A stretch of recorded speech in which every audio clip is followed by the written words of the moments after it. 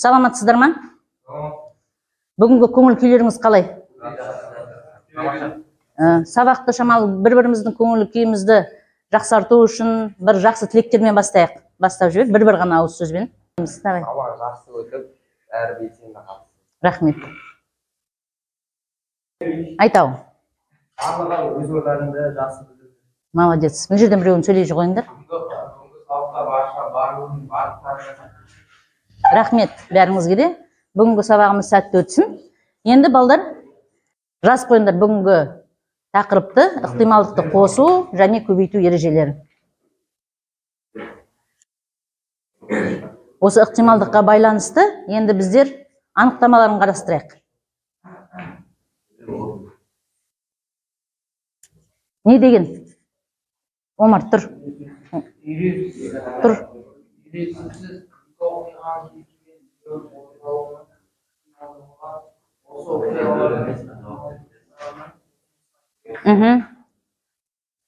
Ол мынандай болып жазылады екен, П А плюс В тең болады ПА қосу ПВ-ға тең болады екен. Жазып алыңыздар дәптерлеріңізге. Енді қараңдар мына формулаға балдар. Бізде ықтималдықта бір ғана формула бар. В основном бір ғана формула бар. Мынау барлығы ықтималдықтағы заттардың мынау керегіміз. Енді соған есептер шығарайық осыған. Мен сендерге бір есепті мысалға не қылайын? Міне мында есеп берілген, Мына сандардың ішінен 5-ке еселік санының ықтималдығын тап дейді. Енді қараңдар. Жаңа формуланы П дедік қой да, тең дедік қой. Мына жерде барлығы деді. Сөйдедім ғой, барлығы деп бана тұрды ғой, Неше мынаның барлығы? 6. Енді 5-ке еселік нешеу бар мынаның ішінде? Нешеу екен 5-ке еселік? 2 екен. Қысқарама мыналар? Сонда мына сандардың ішінен 5-ке еселік сандардың ықтималдығы неше екен? 3-тен 1 екен. 3-тен 1 екен. Болды, келесі есепке кетеміз. Жәшікте ақшар және қызылшар бар. Ақ жол шық сен. Барлығы нешеу? Астына жаз. Қызыл бору ықтималдығын анықтаңыз дейді. Қызылшар нешеу бізде? Жазып қой. Сонда нешеу бұл? 13-тен 3 екен. Бұл қысқарама? Қысқармайды. 13-тен 3 екен. Отыра ғой? Жаз шыға ғой. Жазып отырамыз. Дәптерлерімізге жазып отырамыз. 1-ден 7-ге дейінгі нөмірленген 7 шар бар дейді. Қорапшада. Қорапшадан бір шалағанда жұп номерлі шардың болу ықтималдығын анықтаңыз дейді. Яғни 1-ден 7-ге, анарақ жазып қойшы, 1-ден 7-ге дейін санды, ана басқа жерге. Бір өтіременен жаза бер. 7-ге дейін шар номерленген екен,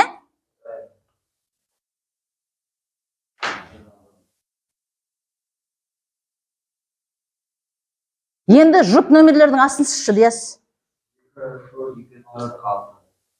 Болды, енді сыза ғой, мынаны ықтималдығының формуласына келе ғой. Барлығы неше сан? Астына жазып қой, 7. Жұп саның нешеу бол? Үстіне жазып қой ғой. Неше екен сонда ықтималдық? 7-тен 3. Отыра ғой. Әр қарта кеттік. Ақтан.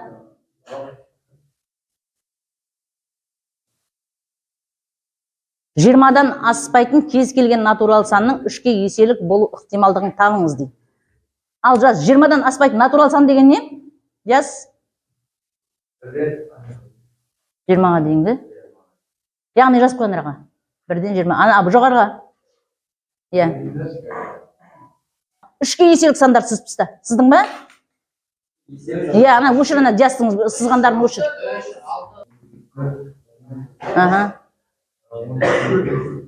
Болды, да? Енді жаз, барлығы неше сан еді? Рамазан дұрыс айтасың.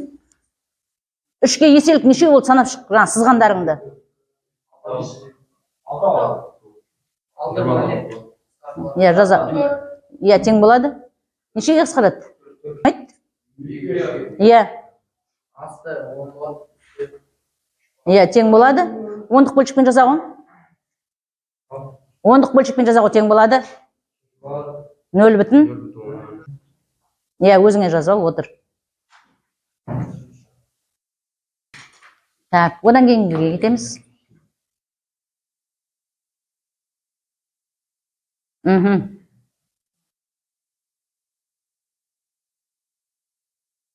Байтурин, шық.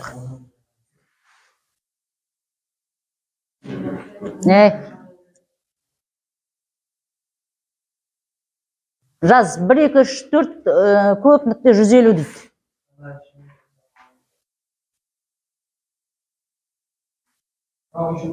Жоқ, көп нүкте деді, сол жерге көп нүкте деді.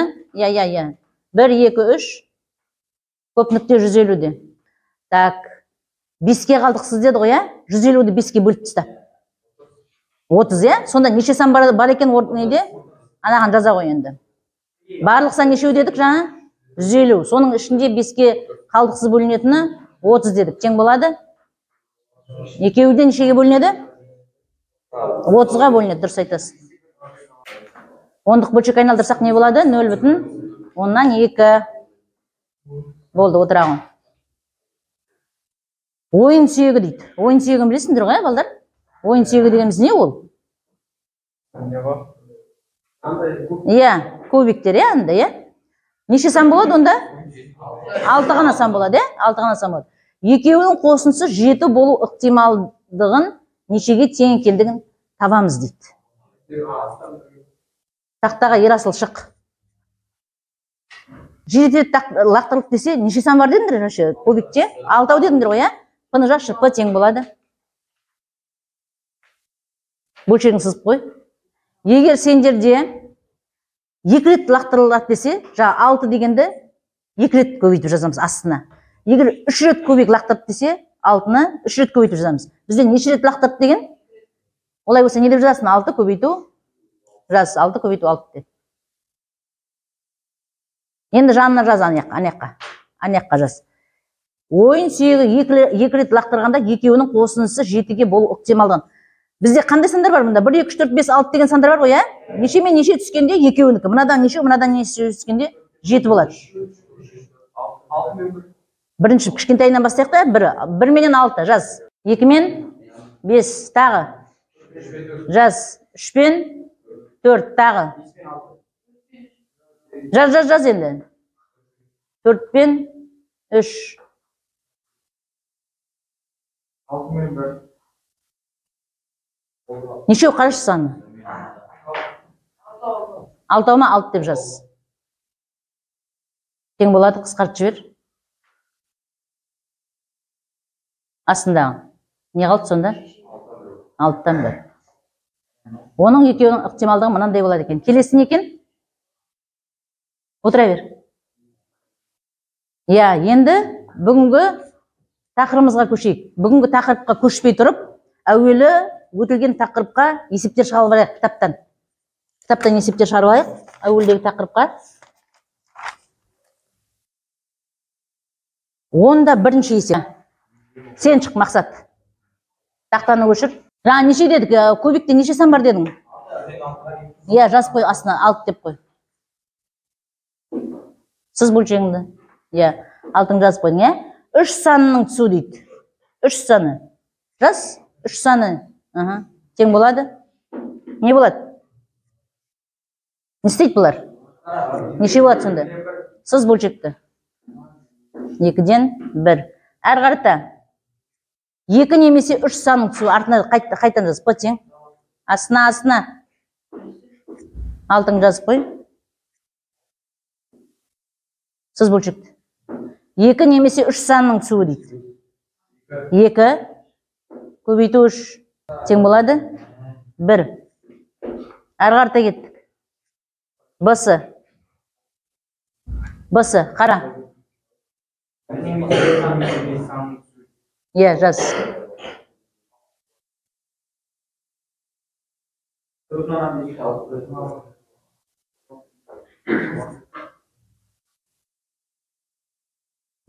Не деген? 1 немесе 5 сан. Иә.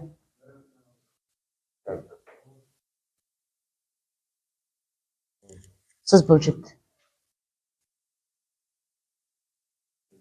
Мына жерде балдар мынандай қате жүріп жатыр.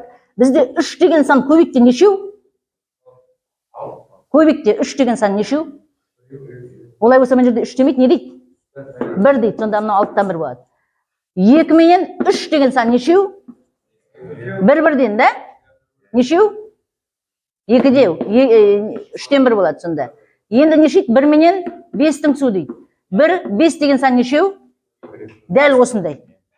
Әр қарта кеттік. Не дейді онан кейін? 6-тың жазып қой. Одан кейін осы ма? Жаз 6-тың жазып қой. Тақсан нешеу осының ішінде? 1, 3, 5. Нешеу? 3. Тең болады нешеге? 2-ден 1. Дұрыс айтасыз, молодец. Отырағым. Так, үйге 10-да 2-ні жазып қойыңыздар. Қараңдар балдар, мынау мысал есеп. Жәшікте 30 шар бар дейді. Оның 15-і қызыл, оны көк, 5-еуі жасыл дейді. Жәшіктен алынған кез келген шардың жасыл болмауының ықтималдығын қараңыз дейді. Жасыл болмауының ықтималдығын қараңыз дейді. Жасыл неше өт бізде? Жасыл 5-еуі де. Так, кім шығарып көреді мұнаған? Шықшы, яқ жоқ.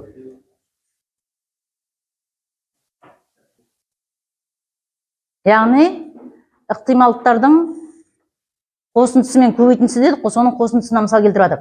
Бізде жасыл болмауының ықтималдығы дейді. Сондықтан ПА дегеніміз жасыл, соны тең болады деп жазып кеттік. Яғни жасылды қоспаймыз біз жерге, түсінікті ме? Енді қара. Яғни бұл көкпенен қызылды қосып жатыр, иә? Бірінші мынандай қылып жазды, астына жаз. Міне қағарты жасайш полный, иә. Тең болатын жазып қойып жаққа. Енді бізде барлығы неше шар еді?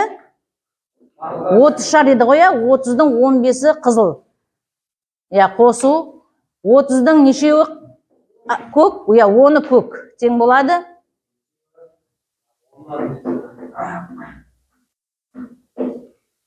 Енді бұны 5-ке қысқартып жіберсек. Дұрыс, 6-тан 5. Яғни жасыл болмауының ықтималдығы 6-тан 5 екен. Келесі. Міне. Кетіп қалмау. Міне тұр. Көріп тұрсыңдар ма? Жазып алыңдар өздеріңе. Есепті ғана жазып алыңдар. Есепті ғана.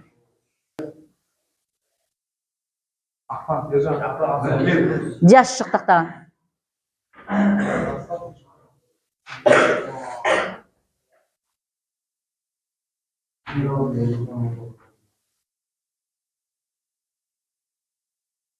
Тұра берсін солай. Пока мынаны жазып алайық. Шығар. Тұрма. Ұшыртсын аның барлығын. Сенде 3 жағдай бар екен, ә? П жақшаның ішінде. Рим цифрымен біреуі бар екен. Рим цифрымен біріншісі бар екен. Тағы, жап жақшаны. Астына. Тағы да не бар? П рим цифрымен 2 бар. П қайқа кетіп қалды. Тағы да. П 3 бар. Осының барлығын істеу керекпіз. Қосу керекпіз, дұрыс айтасың. Жанына жаз. П тең болады. П1 қосу. Жақшаның ішінде. Қосу. Не дейді олар? Тең болады. Кітабыңа қара. Бір неге тең?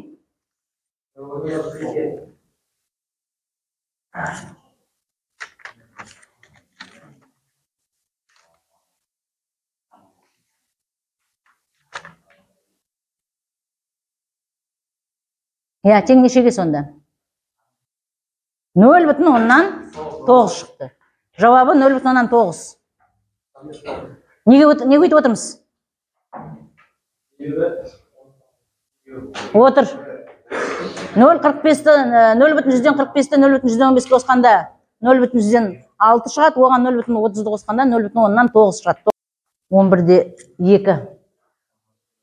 11-де 2, так, ертөстік шағауын. 11-де 2-ге. 11-де 2 шығамын.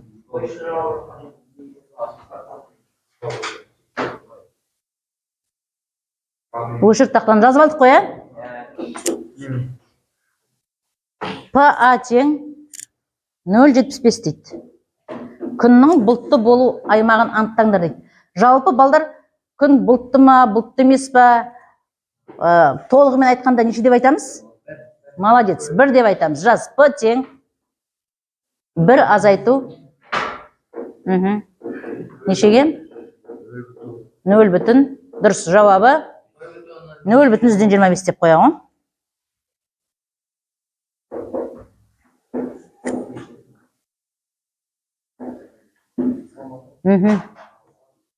Так.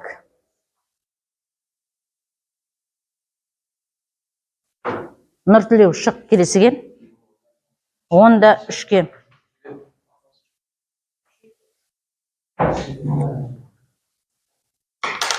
ПА тең неге дейді? 0,16 дейді. А дегенді жақша қал шеш. 0,16. ПВ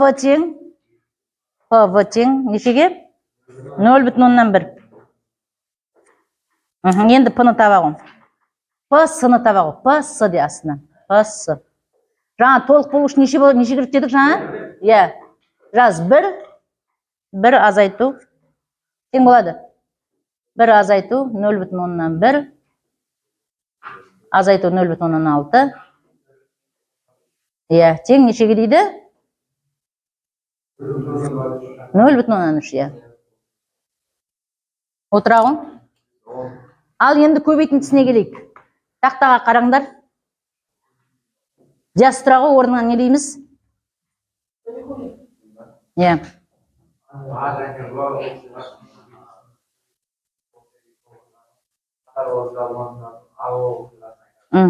Жақсы, рахмет, отырағы. Енді соған есеп шығарайық.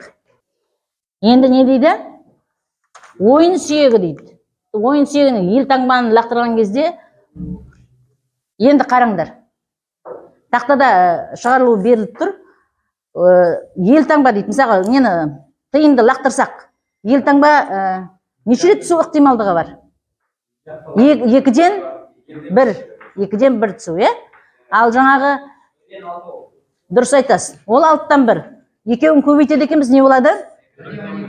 12-ден 1 болады. Бұл көбейткендегісі, Бұл көбейткендегісі. Енді бүгінгі тақырыбымыз біздердің қандай тақырып болды? Ықтималдықтарды қосу және көбейту. Содан нені ұқтыңдар? Қандай ережені ұқтыңдар? Бірінші топ айтағын. Тұр орнына. Әне тұр орнына. Тақтаға шық.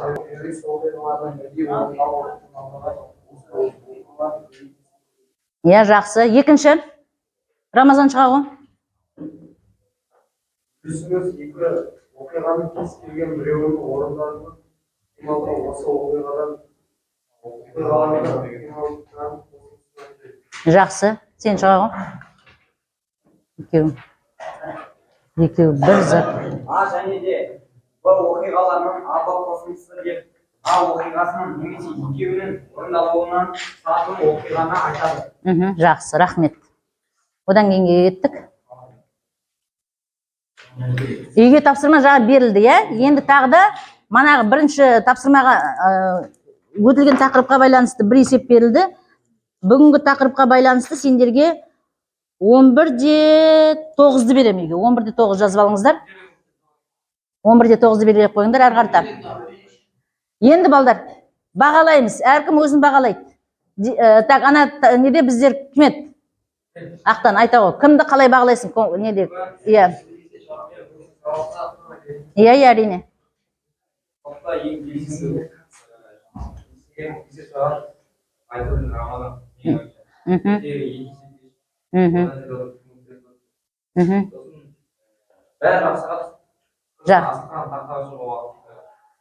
Жақсы, рахмет. Біздерде айта ғой. Сосын.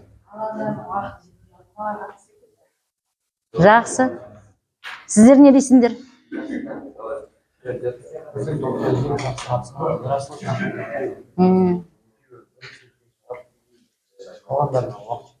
Жақсы, рахмет. Одан кейін әрі қарата кетеміз. Енді сергіту сәті балдар. Шамалы демалып алайық, да? Ал бір парақ қағазды төбелеріңе ұстаңдар. Әркім бір парақ қағазды. Табыңдар. Бір парақ қағаз. Алдық па? Ручкілеріңізді ұстаңдар. Енді қараңдар, бір парақ қағазды алдық қой. Төбемізге қойдық қой. Енді осыған ручкамен шеңбер сызамыз. Шеңбер. Қарамаймыз төбемізде тұрғанда шеңбер сызамыз. Мынаны ұста. Шеңбер сызамыз. Сыздық па? Сол шеңбердің ішіне арал сызыңдар. Арал бар. Сол шеңберде арал бар. Төбеге. Сол шеңбердің ішінде арал бар. Арал. Сыздық па? Ақжол неге сөз сызбай отыр? Сол аралда пальмалар бар. Пальмалар. Сыз. Исламды істеп отырмыз. Енді оның қасында, сол пальманың қасында демалып сіздер жатсыздар. Сыздық па? Болды, қараймыз әркім өз суретін. Қалай шығыпты? Енді балдар.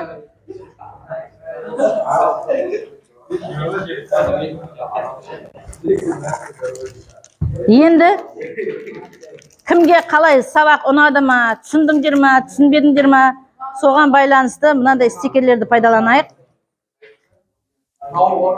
Түсіндім дегендерің розовыйды қойыңдар. Ойбай, түсінбедім дегендерің сарыны пайдаланыңдар. Осы айтып кете берейінші. Орташа дегендерің жасылды пайдаланыңдар. Мынадан жасылды. Тақтаға алай бер сол. Қатты түсіндім дегендерің қызыл. Розовый. Біз тақтаға жапсырамыз барып. Ой, молодец, тақтаға жапсырамыз барыңдар. Жазбай ақ қойыңдар, ештеңе, тек жапсырыңдар барып. Болды, рахмет бәріңізге.